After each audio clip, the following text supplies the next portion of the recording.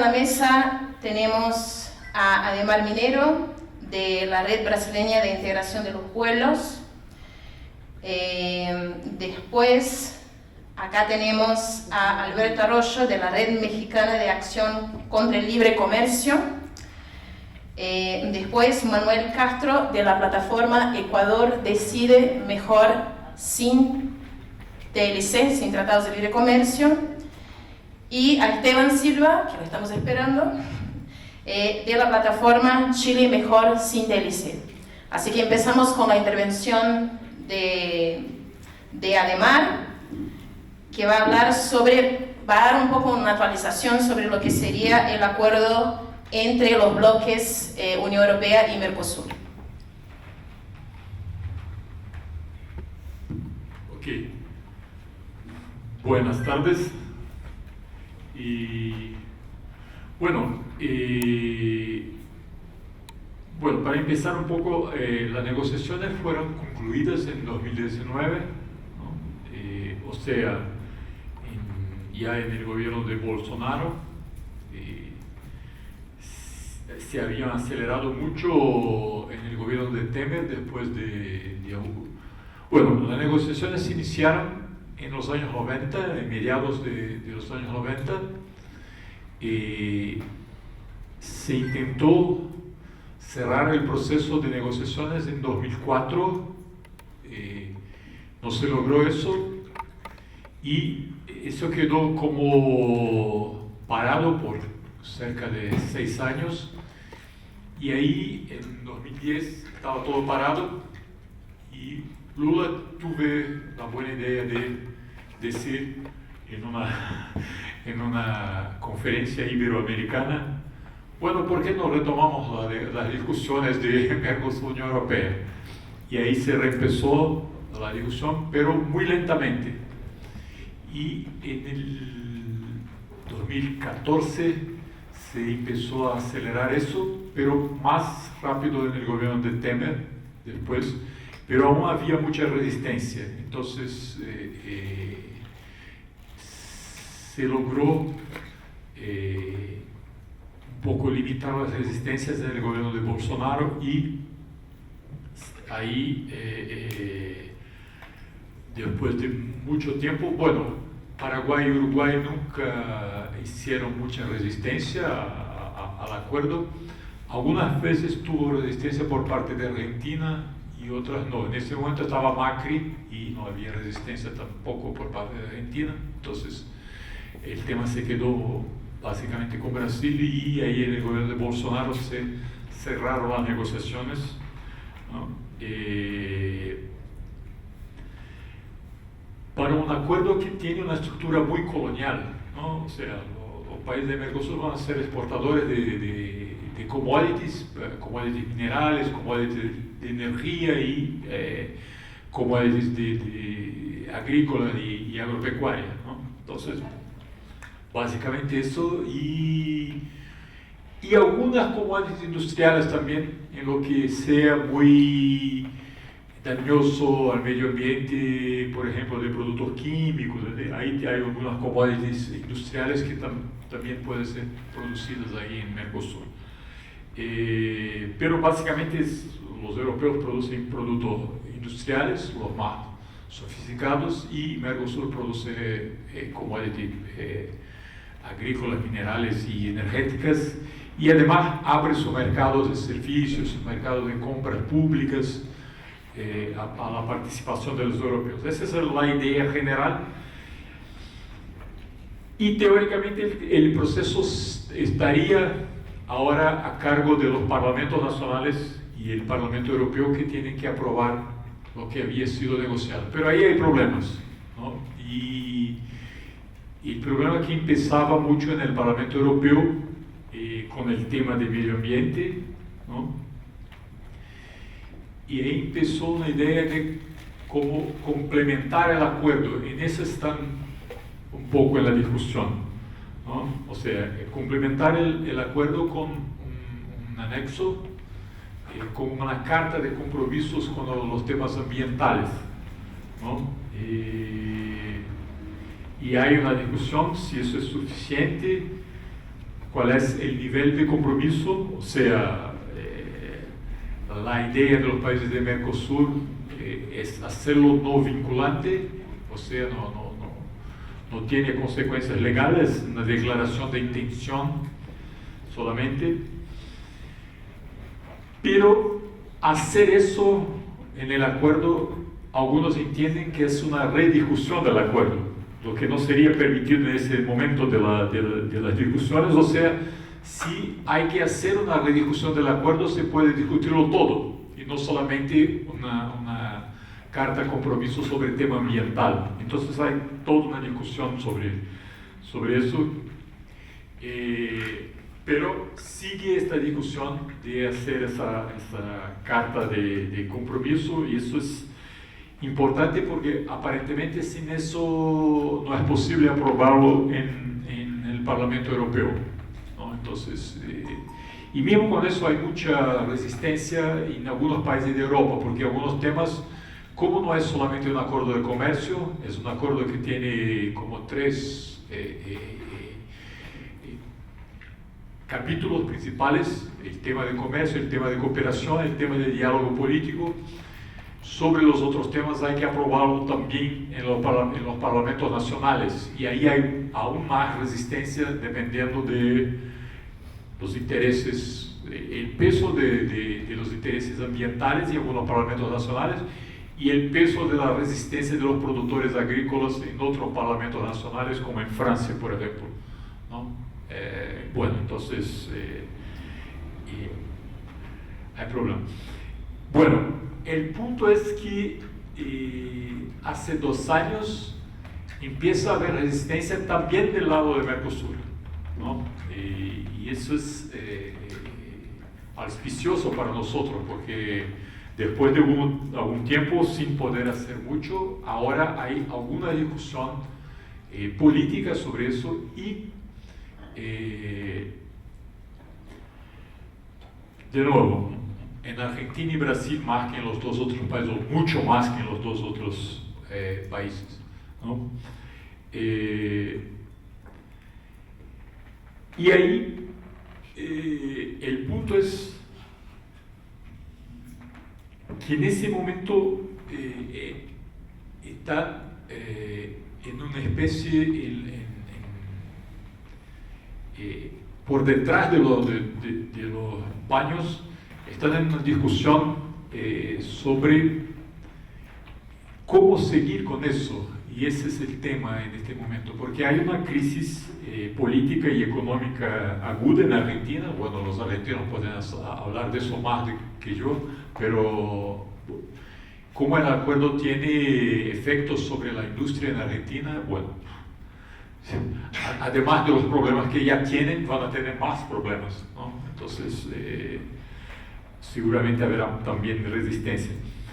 Hay un problema en Brasil con el proceso electoral, porque el principal candidato, que es Lula, dice que hay que renegociar el acuerdo, ¿no? Y pone énfasis en algunos temas, como el tema de compras públicas, porque dice no hay cómo hacer políticas de desarrollo sin manejar el tema de compras públicas en Brasil. Bueno, además, alguna resistencia en el tema de servicios, y también en el tema industrial, ¿no? Entonces, dice, bueno, hay que hacer toda una rediscusión del acuerdo. Entonces, si se va a sentar para discutir la carta ambiental, se puede discutir todo, ¿no? Entonces, se espera que con una victoria de Lula se pueda reabrir la discusión del acuerdo, y bueno, ahí va a depender de la situación política si uno va a lograr concluir de nuevo el proceso de negociación o no. Pero hay también cambios geopolíticos importantes que hay que tener en consideración. O sea, si uno va a retomar las discusiones de negociación, hay que tener en cuenta, en especial, bueno, ya había algún cambio internacional en el momento que se concluyeron las negociaciones en 2019, porque había ya cambios tecnológicos importantes, pero además con la guerra en Ucrania hay muchas modificaciones en el escenario geopolítico internacional. Una parte dice respecto al acortamiento de las cadenas globales de producción, o sea, cada vez más regionales y no tan lejos los procesos como estaban antes. Entonces hay una discusión de nuevo, por ejemplo, del tema de cadenas de producción dentro de Mercosur, como había antes, y por el acuerdo, por ejemplo, se iba a desmontar parte del proceso de la industria automovilística, que ahora puede ser que no sea tan fuerte esa presión para hacerlo. Por parte de los europeos también crece la importancia de Mercosur como fuente de suministro de productos primarios que antes conseguían ahí en Europa del Este, ¿no? Entonces es como retomar la discusión, pero una discusión en una situación un poco más favorable a Mercosur. ¿Por qué? Porque independiente de un acuerdo de comercio, van a seguir suministrando productos a Europa. O sea, Europa no tiene algunas fuentes de abastecimiento de algunos productos ahora, sino que en Mercosur. O sea, no es necesario un acuerdo de comercio para seguir vendiendo en Europa como estaba antes, ¿no? Entonces, ese es un punto importante. Y está más fuerte el tema de las disputas globales con China, ¿no? Pero China, de otro lado, y eso es algo que tenemos que discutir porque China es una opción en el escenario internacional, pero lo que ofrece China a América Latina también es ser exportadores de productos primarios, ¿no? Entonces, la posibilidad es hacer una bargaña entre China y Europa, de alguna forma, para ver cómo conseguir una situación más favorable. Pero el importante es que hay un cambio en la situación geopolítica. O sea, si se retoman las negociaciones, se va a hacerlo en una otra situación de discusión, que no fue la que predominaba antes. Entonces, reabrir las discusiones es hacerlo en una situación, en una coyuntura muy distinta de la que había antes, ¿no? Lo que permite, bueno, una presión más fuerte para hacer esa discusión, y quizás no sea tan fácil cerrar el proceso de negociación porque hay muchos temas, muchas discusiones a hacer en esta nueva situación. Entonces, yo creo, para no pasar mucho del tiempo, pero creo que debe estar cerca del fin, que ese es el punto que estamos en ese momento. Los europeos, de hecho, están esperando el proceso de elecciones acá en Brasil.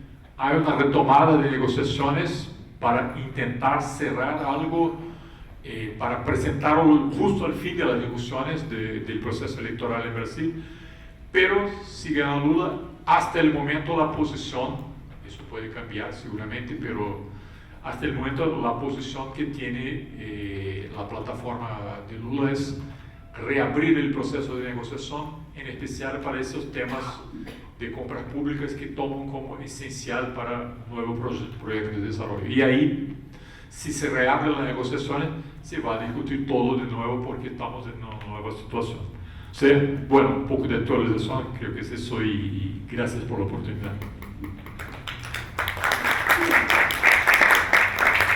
Gracias, Ademar. Ahí hablando sobre este acuerdo, hemos trabajado bastante desde la plataforma América Latina, Mejor Sin TLC, y también remarcar la importancia protagónica de resistencia de los pueblos indígenas de Brasil, ¿no?, en contra de este acuerdo, también que fue, yo creo, uno de los factores importantes también para la resistencia en la Unión Europea. Bueno, ahora pasamos la palabra a Alberto Arroyo, que va a hablar sobre la negociación del NAFTA y el TEMEC, y el acuerdo entre la Unión Europea y México. Bueno, gracias. Era excesivamente amplio lo que se planteó en el programa. Estoy platicando con Luciana, decidí que solo me voy a centrar en el TLC con Estados Unidos y Canadá, dado que ibas a hablar todo el de Europa con Mercosur, pero que está más o menos en la misma situación en Europa, está supuestamente terminaron las negociaciones, pero no se firma, ¿no? El nuevo TLC, aunque ya entró en vigor hace un año, un poquito más de un año, es, digamos, ahorita la punta de lanza. Y creo que para todos es importante porque como también ya se dijo aquí, cada TLC va por algo más. Digamos, las negociaciones casi empiezan a decir lo que ya me dio otro, me lo gasto. Entonces voy por más. Cada TLC va por más. Siempre va por más. Entonces, ¿qué es el más del NAFTA? ¿No? El Telecán era el más viejo, el primero, y uno creía que era el modelo, pero es el piso. El NAFTA fue el piso, de aquí para arriba. Y de allí ya van 20 años, más de 25 años, 27 años. Entonces han ido por mucho más. En el caso de Estados Unidos, ¿qué fue lo que se trabajó ahí? Pues es Trump, ¿no? Que ya totalmente otra lógica, y eso llevó a ciertos cambios en el TLC, no demasiados. Pero bueno, yo me voy a centrar quizá en el punto más novedoso, que se ha hecho mucho cuento de las supuestas bondades del NAFTA por el acuerdo laboral, pero pues sí las hay, sí, ciertamente las hay, pero no tantos como para decir aquí esto está otra vez ya como modelo, ¿no? Todo lo contrario. Entonces, bueno, va a ser muy chiquito a lo que voy a referir, que es a la parte laboral del acuerdo, ¿no? Hasta donde yo sé, el TLC con Estados Unidos es el único que incluye estrictamente dentro de los tratados el tema laboral. En el NAFTA el tema laboral era un acuerdo paralelo y prácticamente no vinculante, en los hechos no vinculante. Era vinculante para cuestiones de higiene y seguridad, ¿no? Y trabajo en menores. Y además no había sanciones, entonces en realidad no era vinculante, ¿no? Era una disparidad total entre los derechos del capital que se consolidan, se amarran y se hacen muchos mecanismos para real. Como se dice, cualquier ley que no tiene dientes no es ley, ¿no? Y en todo lo demás tienen dientes, tienen mecanismos para hacerlo valer, quieras o no quieras, ¿no? En inversión, en propiedad intelectual, en todo. El cambio laboral había quedado totalmente a la buena voluntad, por más que en algún momento se decía. En el caso del TEMEC, lo laboral sí adquiere un peso muy, muy importante y es vinculante y tiene su propio mecanismo de solución, cosa que es un cambio importante, pero eso no quiere decir beneficio para los trabajadores, no, quiere decir beneficio para el capital. Curiosamente, hay un retroceso incluso en la parte laboral, porque en el TELCAN el que iniciaba la demanda eran los sindicatos. O sea, estamos hablando de derechos laborales, y el que podía iniciar una demanda en el mecanismo del acuerdo paralelo eran los sindicatos. Ahora los sindicatos, voy a ver todas las avances que tienen, pero los sindicatos están fuera, ¿no? Es una empresa que considera que la violación de los derechos laborales en el otro país que significa una competencia desleal, la que demanda. Este es un asunto que se demanda, es vinculante y tiene sanciones reales, pero empresarial, empresa con empresa, ¿no? El sujeto de los derechos que se dan en el acuerdo laboral no son los sindicatos, son las empresas. Eso me parece que es un retroceso terrible, aunque no es que antes sí eran los sindicatos los que iniciaban, pero pues no podían demandar cuestiones de higiene y seguridad o cuestiones de trabajo en menores, que no es no salarios, no contratos colectivos, no nada. Entonces, eso es un paso atrás en términos políticos, ¿no? La otra cosa que me parece importante es esto de que se cierran las negociaciones y no se abren más, y es más falso que el dólar, ¿no? Siempre se abre, ¿no? En México las negociaciones se terminaron, se firmaron, está firmado el acuerdo el último día de gobierno anterior, ¿no? Y se decía que no se iban a poder abrir, ¿no? Y nosotros decíamos, se van a abrir, no porque gana López Obrador, que desgraciadamente no quiso meterse en el tema, sino porque los demócratas ganan mayoría en el Congreso. Entonces, eso de que no se puede abrir es un cuento loco, ¿no? El país poderoso lo puede abrir, como lo abrió el Congreso. Los demócratas dijeron, el Congreso no puede decir más que sí o no, legalmente así es, no puede decir más que sí a todo o no a todo. Pero el Congreso de Estados Unidos, los demócratas dicen, muy bien, si no cambias esto, ¿puedes decir que no? A todo. Pues claro que se abrió. Y incluso el texto es un desmadre, porque hay un protocolo posterior al acuerdo, que no podía modificar el texto del acuerdo, porque estaba firmado, protocolos aparte, casi de todos los capítulos. Entonces uno tiene que leer el texto y el protocolo de renegociación y de cambios. Y el texto en ese sentido se hace muy difícil. Y dicho y hecho, lo abrieron y el capítulo donde hay más cambios es el de la moral, ¿no? Ahora, eso tampoco, insisto, no quiere decir que ahora ya sea bueno, ¿no?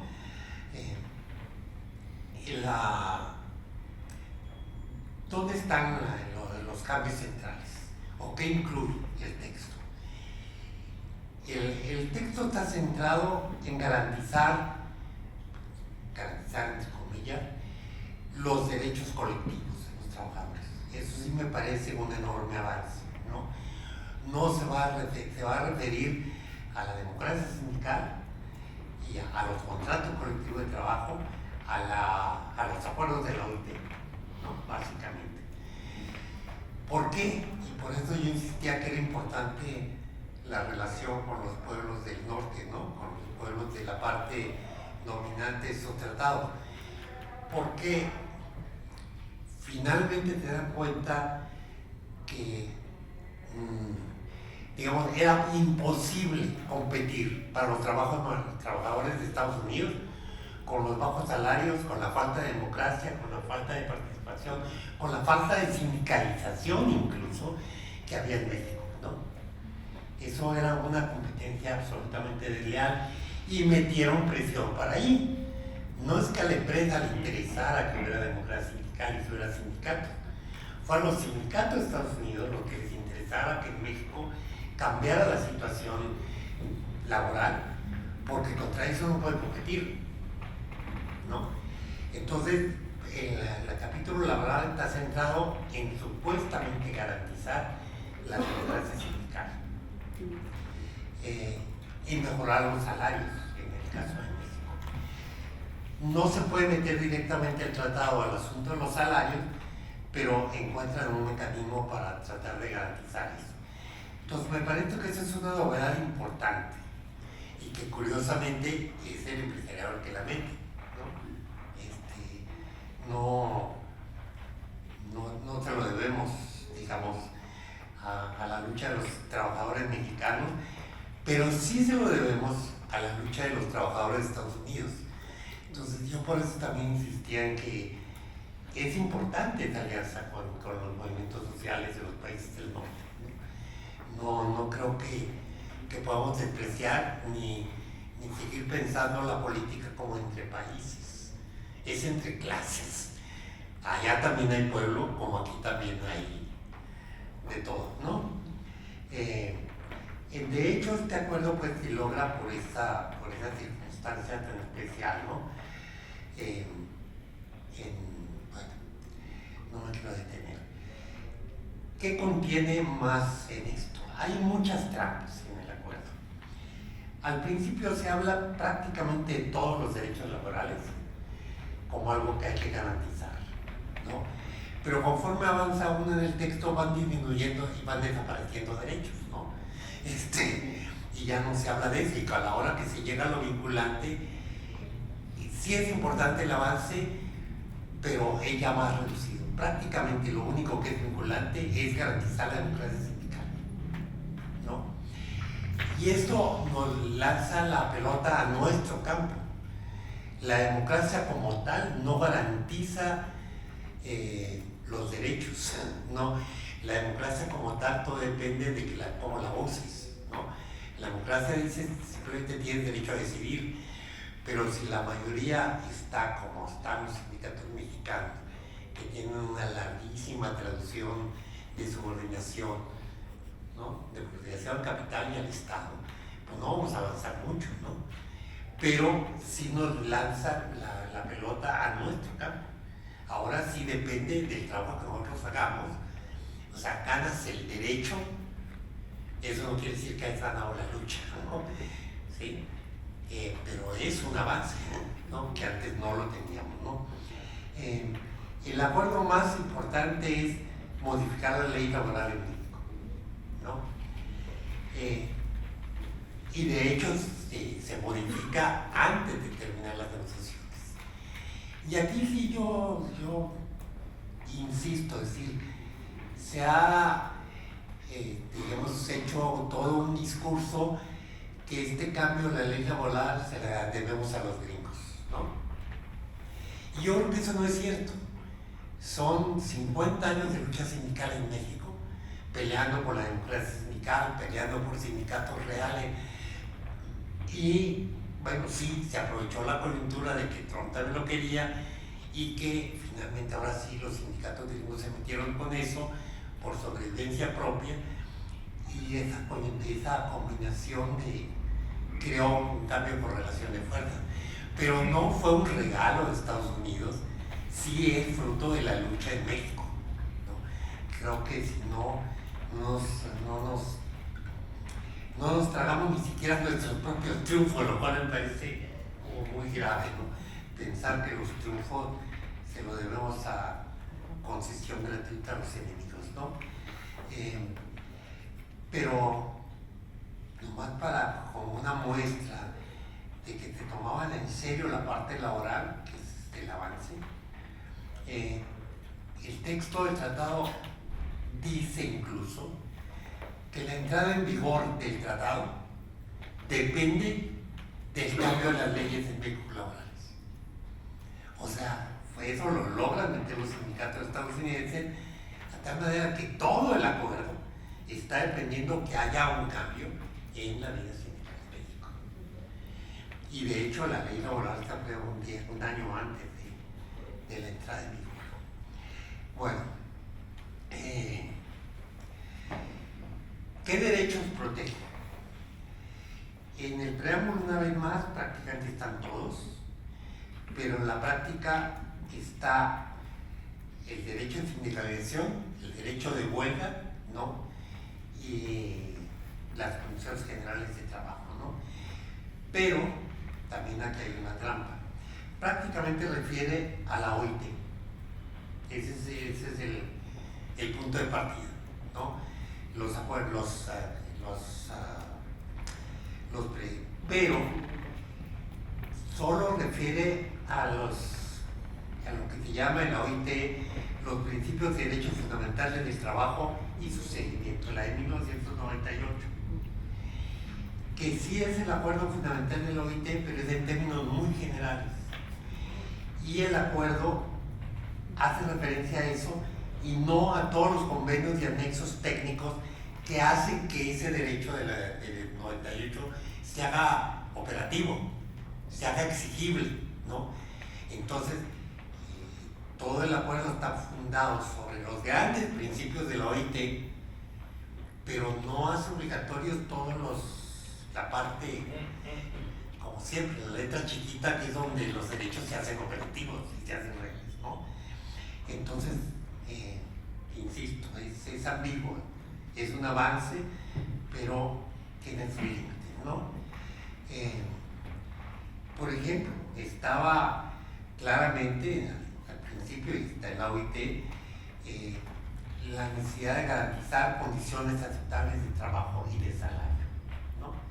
En esos términos entrecomillados que viene de la OIT.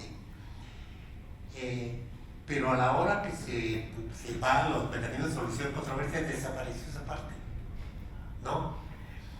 Insisto, sí está el asunto de la democracia sindical, y eso está siendo real. Hay elecciones sindicales en México, nada menos que la General Motors, que se echan para atrás, se desconoce el proceso porque no fue democrático. O sea, no es chiste, es real, ¿no? Van 2 o 3 con contrato colectivo de trabajo que no son, digamos, reconocidos por el Estado porque no hubo democracia sindical. Entonces, vuelvo, pues todo depende ahora del trabajo que hagamos con las bases de los sindicatos para lograr eso. Pero ya no le podemos echar ni la culpa ni a la ley, ni al Estado. Finalmente es un reto para nosotros, ¿no? Ahora, tiene mecanismos de solución de controversias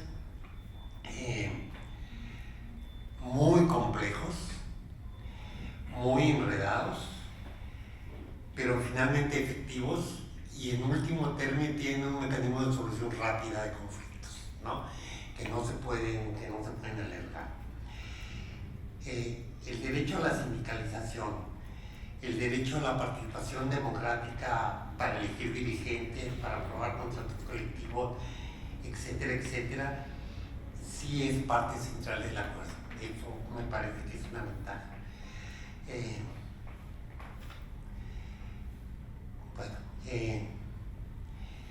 Respecto a los salarios, que era quizá lo que más le importaba a los sindicatos gringos, porque es absolutamente imposible competir contra los bajos salarios en México todavía, a pesar de que se han prácticamente duplicado los salarios, ¿no? En el tiempo de López Obrador, más que duplicado el caso del salario mínimo, pero bueno, parte de un piso tan abajo que sigue siendo nada.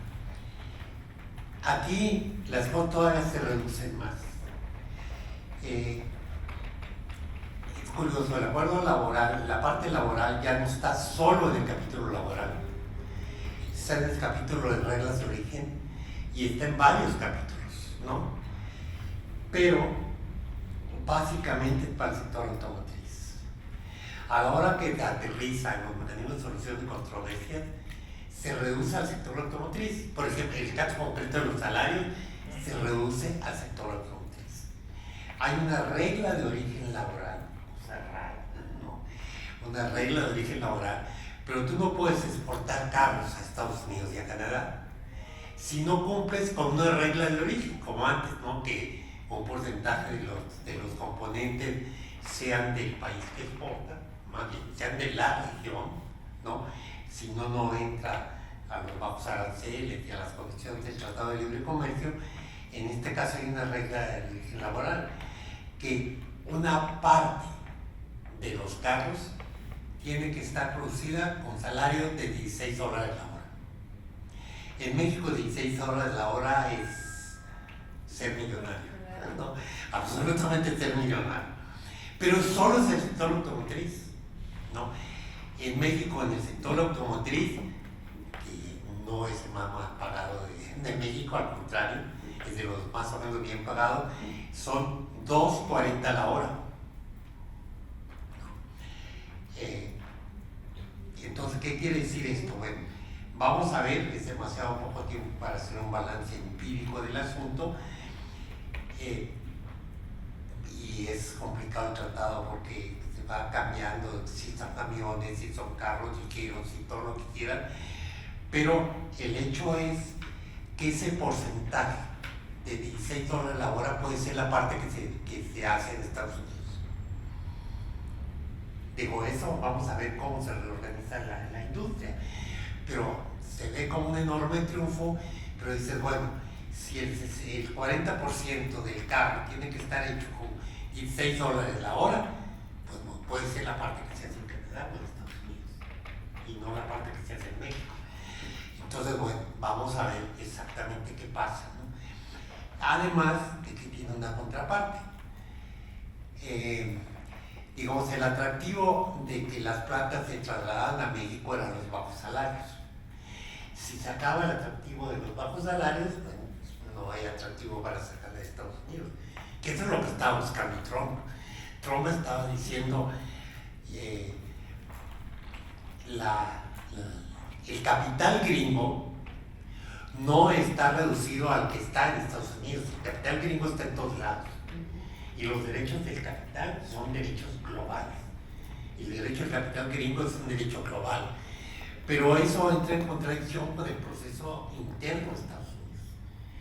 Si los empleos están yendo hacia afuera, tienes un problema de estabilidad política también, ¿no? Entonces, digamos, la parte más rica y más,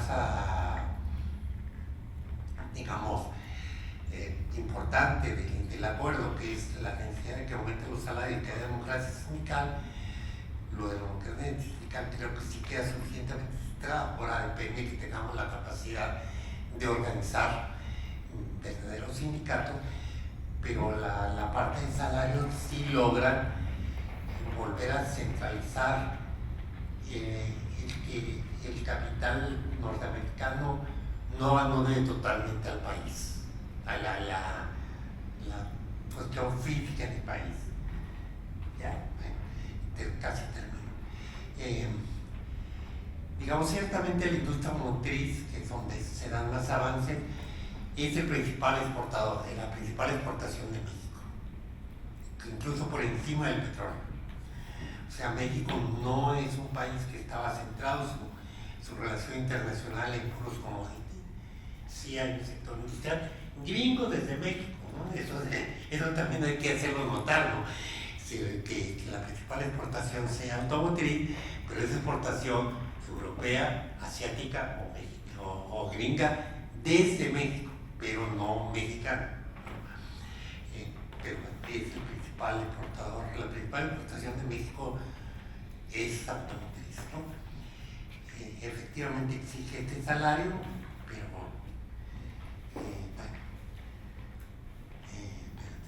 salto esto.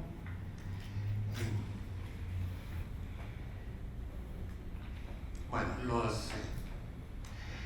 el mecanismo de solución de controversias, que me parece que es un tema también importante, son muy minuciosos en esto, lo cual quiere decir que si quieren que se cumpla, ¿no? Y esto es la gran diferencia con el TECLA, que era un discurso simplemente.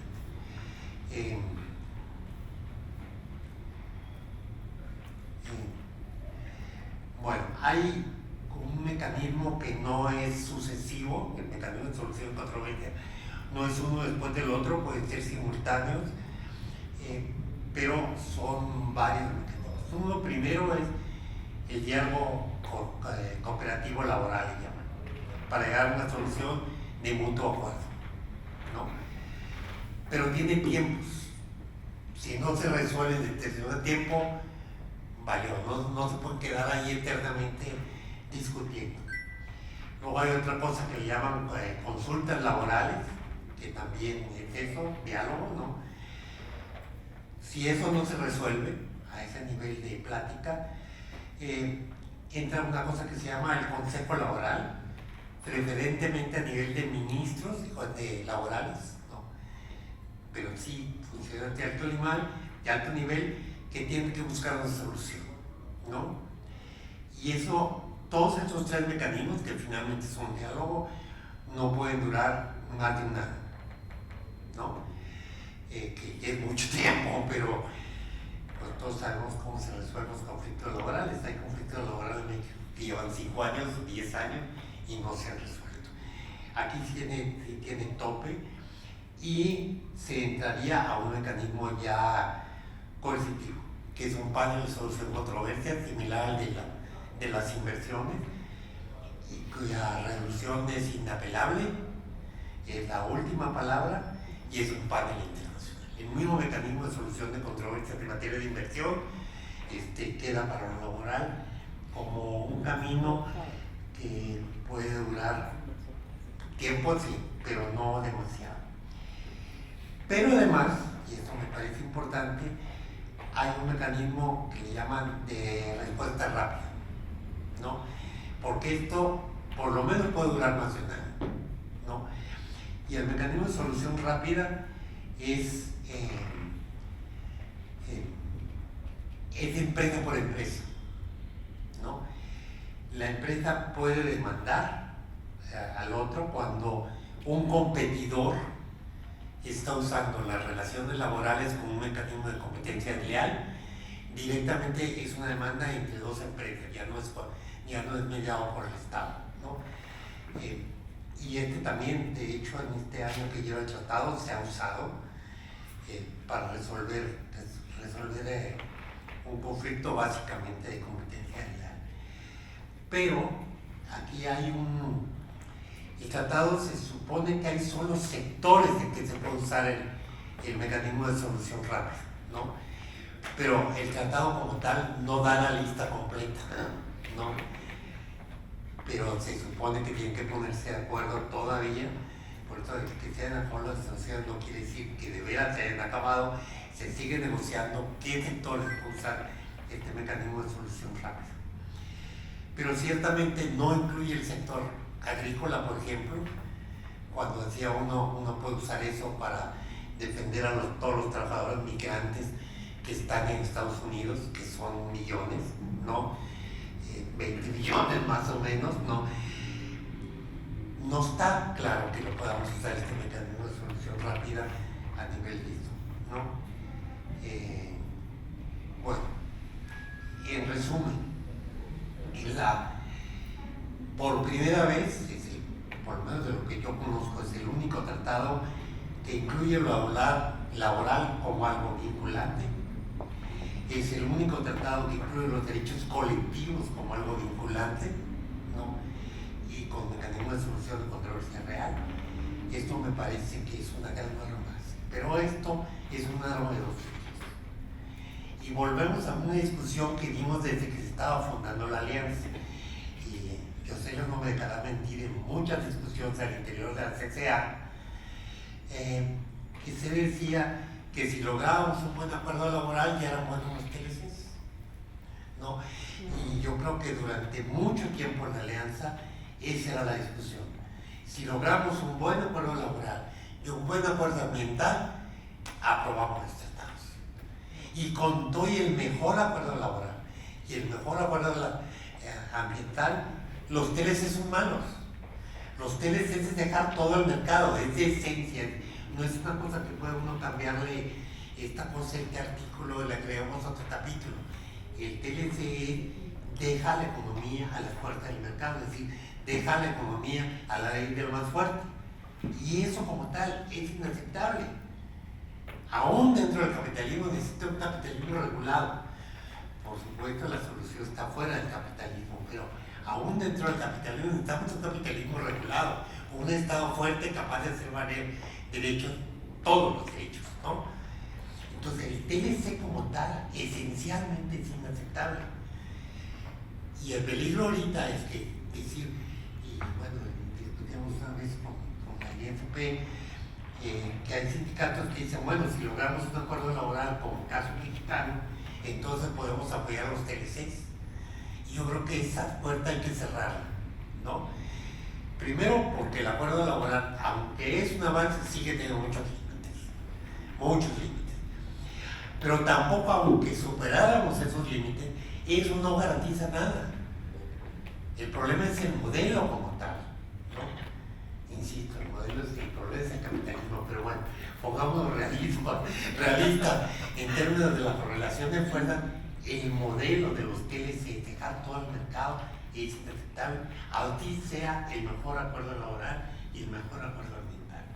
Pero reconociendo que esto es un avance, también es un peligro para nosotros como luchadores, de que te vaya la finta y decir, bueno, logremos el acuerdo laboral, logremos un buen acuerdo ambiental, logremos que estén los acuerdos de París, logremos que esté toda la OIT como vinculante, y entonces pase capítulo de inversión, capítulo de propiedad privada, capítulo de regulación, de bloquear bueno, todos los capítulos de TLC. Bueno, con eso termino. Bueno. Alberto, muchas gracias. La verdad que me asusté al inicio. Casi me convenciste que estaba bueno. No, hablas de democracia, sindical, entonces está bien. Claro, muchas gracias. Genial, perfecto. Después, si quieren profundizar un poquito más sobre ese tema, hay un artículo en nuestro libro sobre los 25 años de Tratados de Libre Comercio en América Latina, donde hay un análisis, ¿no? Ahí cita artículo por artículo analizado, porque esto, bueno, obviamente tuve que hacer muchas acciones, ¿no? Y ahí pueden tener más detalles sobre todo eso que dijo Alberto. Muchas gracias.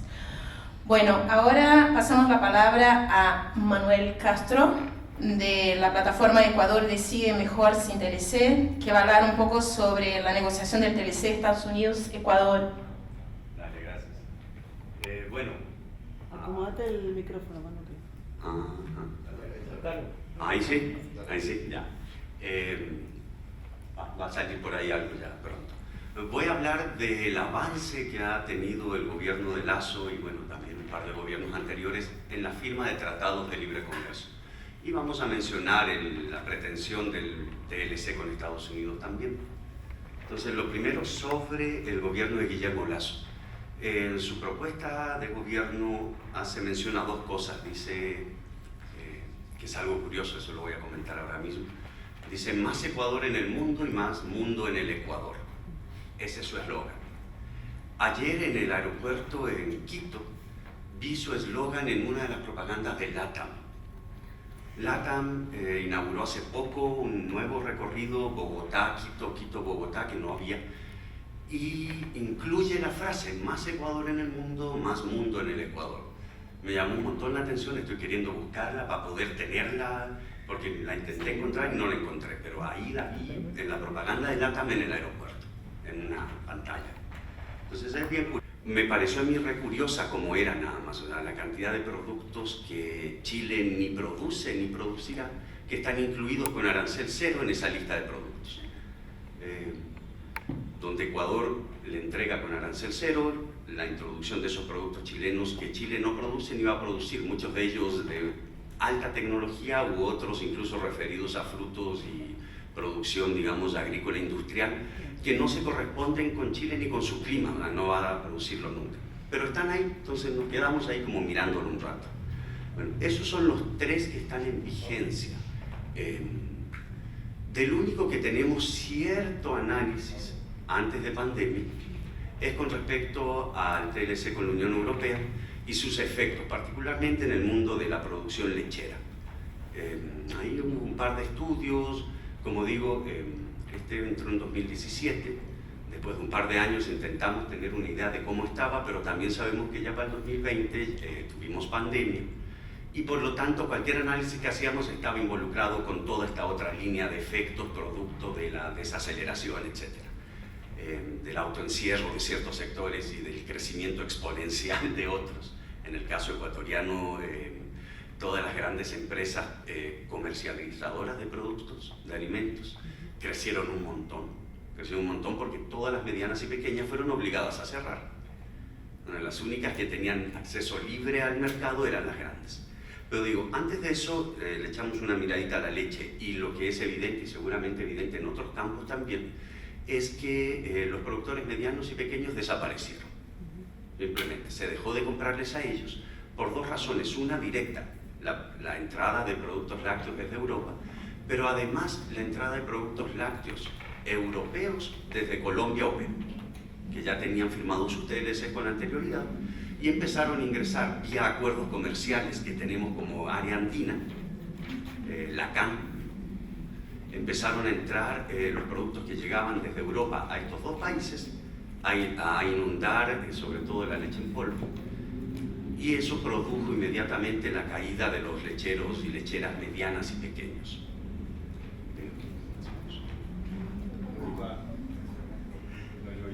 Sí. Las imágenes de Lazo.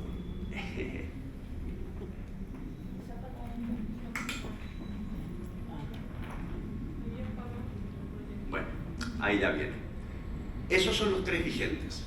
Ahora tenemos, de momento, otros 3 en curso.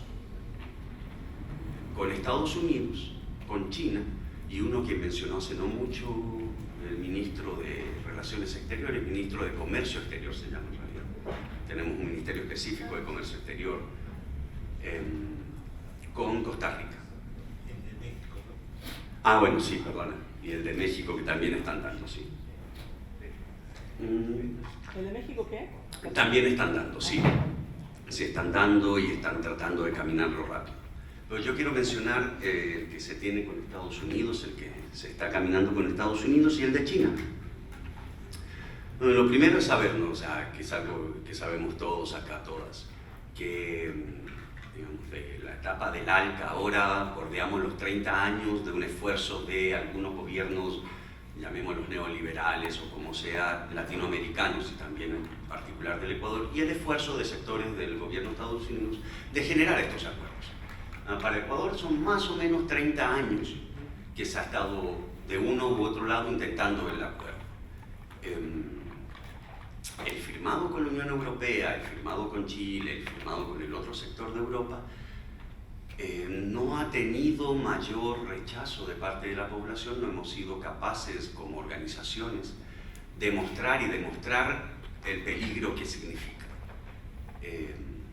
Como sabemos, el imperialismo yanqui y todo eso pues, nos afecta de manera más visceral. Tenemos desde la izquierda latinoamericana una mirada más crítica frente a cualquier cosa que viniera de allá. Entonces esto está provocando que el TLC como lenguaje vuelva a aparecer dentro de las organizaciones sociales. A ver, ahí está, pasa el siguiente, por favor. Entonces, el que se ha hecho con Estados Unidos es llamado, tiene un nombre grandote, pero el nombre que estamos usando es, y que está usando el gobierno, Acuerdo de Primera Fase Ecuador-Estados Unidos.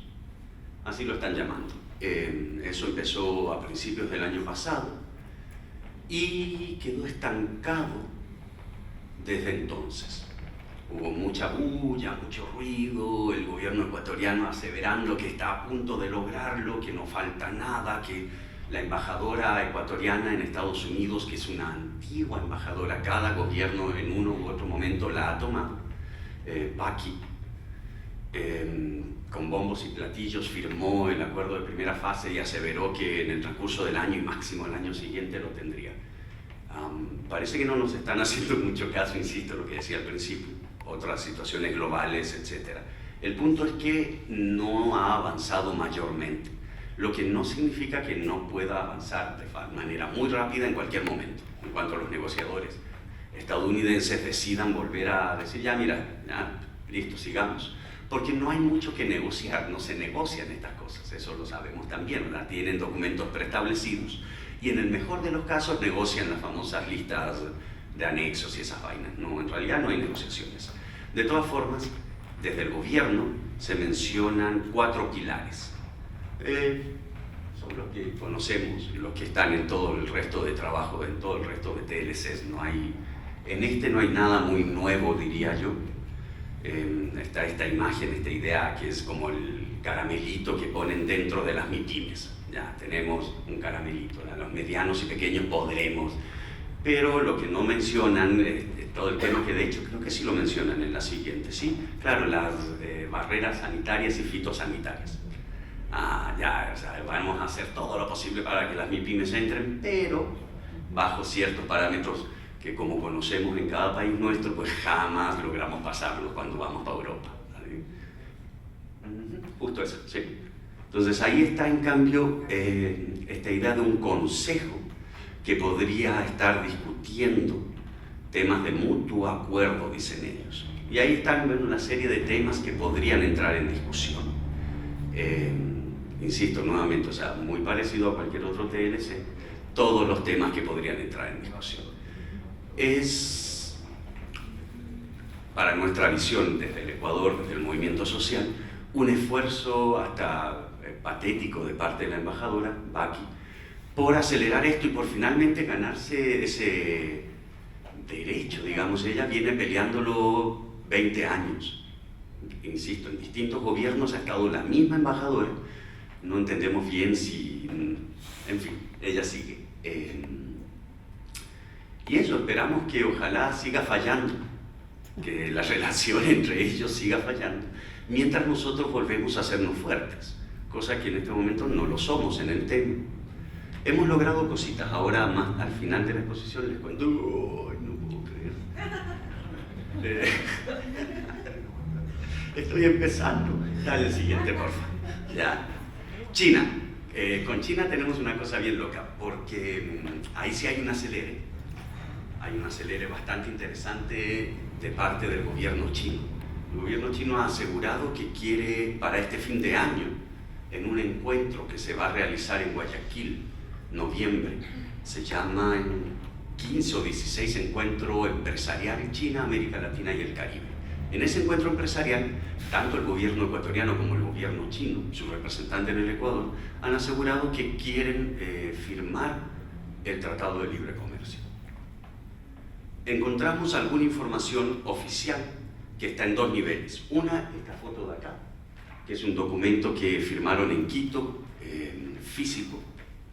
No logramos encontrar el documento completo, esto lo subió un Twitter del Ministerio de Producción, y en ninguna parte encontramos el documento completo de este documento.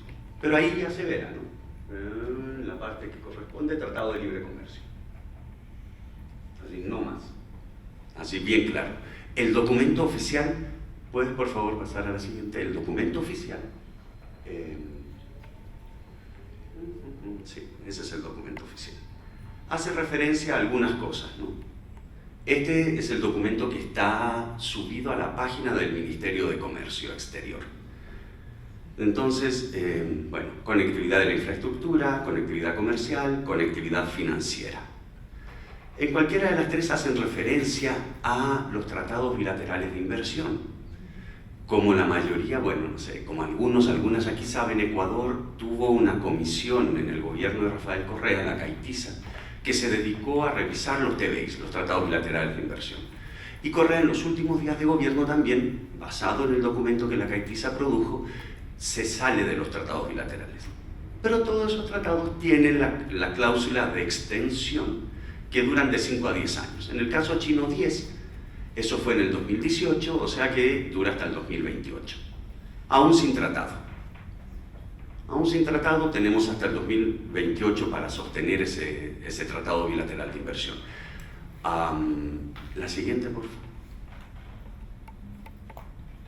Bueno, ese es el título principal del documento oficial.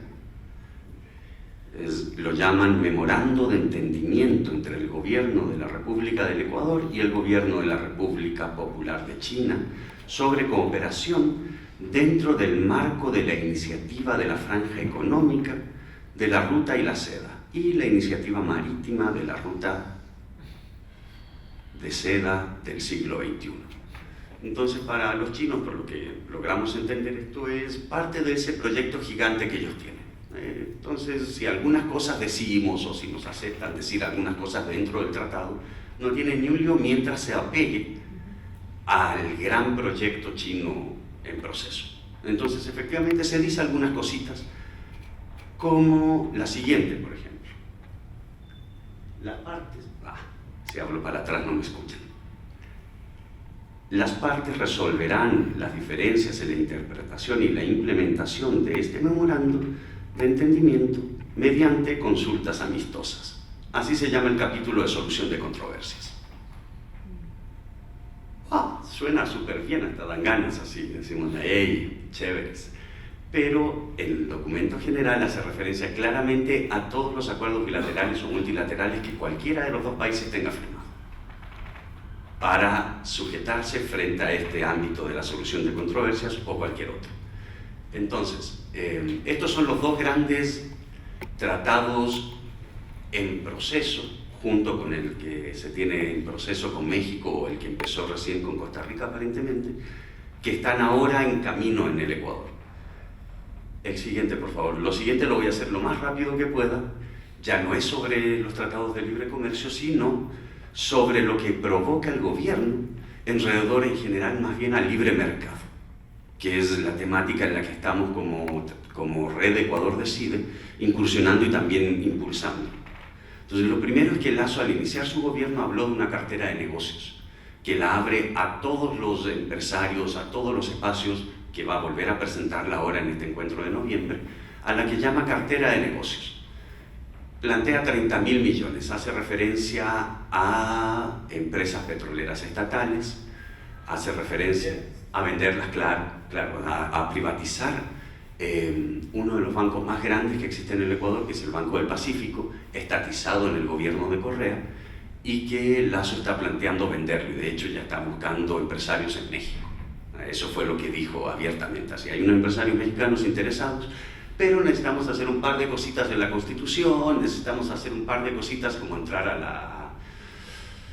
al TLC con México, que nos permite entrar a la Alianza del Pacífico, y con eso listo, resolvimos y podemos venderles lo que nos hará muy bien, como veían al principio, para evitar la desnutrición infantil.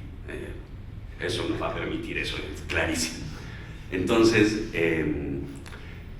esa cartera de negocios del gobierno ha sido lanzada una y otra vez. Más abajo les voy a mostrar dónde ya lo ha logrado y qué pretende luego. Pero quería mostrarles esto cortito. ¿Cuál es la deuda externa? Antes del gobierno de Moreno, el anterior gobierno, durante un periodo largo, el periodo de Correa, nuestro endeudamiento con los multilaterales fue mínimo y en algunos casos nulo. Y donde hubo gran endeudamiento fue con China. Deuda grande general, digamos, bordeaba los 27.000 millones de dólares con China. Para el día de hoy, con corte de mayo de este año, la deuda estaba en los 5.000 millones con China. Sin embargo, el endeudamiento con el Fondo Monetario, con el BID, con el Banco Mundial, pasó en algunos casos de 0 a 6.500 millones, en el caso del Banco Mundial de 700 millones en 2019 a más o menos 4.000 millones en 2021. Entonces, el acercamiento del anterior gobierno y particularmente de este al Fondo Monetario y en general a las multilaterales es gigantesco. Nuestra preocupación, que no deja de ser el endeudamiento con China y lo que implicó, está también muy planteada ahora frente a la vuelta más ortodoxa, ¿no? La vuelta al neoliberalismo más ortodoxo, más clásico, que es la que ha hecho Lasso en este momento, sin desconocer que también del otro lado, el lado chino, sigue siendo un referente importante, de hecho, de inversión. Segundo, por ahí alguien decía recién, mostraban un dato que ya pasó a ser el primer inversionista. Estábamos justo hablando con el Alberto que el año pasado más bien fueron los mexicanos. Slim, dices, ¿no? Ni siquiera las empresas mexicanas, sino una. Pero en fin, digamos, en este momento hay un proceso de reendeudamiento y de acercamiento a la política del Fondo Monetario muy fuerte. Eso fue lo que, entre otros temas, produjo nuestro reciente paro. Entonces, lo que se ha privatizado. TAME fue la empresa aeronáutica, transporte aéreo militar del Ecuador. Era el ejército que ofrecía una línea estatal de transporte público. Eso desapareció hace un par de años y este año abrieron ya las mismas rutas para una empresa privada. Ya no hay empresa estatal de transporte aéreo. Correos del Ecuador, que cerró el año pasado, estamos sin correo, somos un país que no tenemos correo, entonces si queremos recibir o mandar algo es exclusivamente por empresas privadas. Lo cerraron. Y FAME, que era del ejército también, la empresa que construía todo, producía todo el uniforme, algunas armas, etcétera, vinculada al ejército, también la desaparecieron. Eso en el transcurso de los últimos 4 años. En la mira tienen a Petroecuador, que es muy grande y muy importante, y que ya se han privatizado algunos sectores, como el sector de las gasolineras. Petroecuador tenía cerca de 47 gasolineras en el país y las han entregado todas ya a empresas privadas. Está en discusión privatizar otras áreas de Petroecuador también, las dos pequeñas refinerías que tenemos, están también a punto de ser privatizadas. El Banco del Pacífico, que lo mencioné hace un rato, su tamaño es de 7.000 millones de dólares y es el segundo banco más grande. Hay otro, el Banco del Pichincha, que es mayor, y el BIES, que es el Banco de la Seguridad Pública. El Banco de la Seguridad Pública, con un tamaño de más de 20.000 millones de dólares, no lo dice públicamente el gobierno, pero están recortándolo por todas partes, de manera que resulte absolutamente ineficiente. Nunca ha sido muy bueno, la queja es que en general la burocracia, etc. Pero es el principal proveedor de seguridad y sobre todo de jubilaciones del país. Y están por privatizarlo. Un poco el discurso inicial de Lasso fue mi presidente favorito es Uribe y el modelo de Colombia es el que quiero seguir. Eso fue una de sus declaraciones públicas en los primeros días de gobierno. Pasemos, por favor. Perdón, no, vuelve, lo siento. Es que quería solo mencionar esto acá abajo, porque esto pasó ahora en estos días. La semana pasada sale un nuevo decreto sobre el tema de energía eléctrica.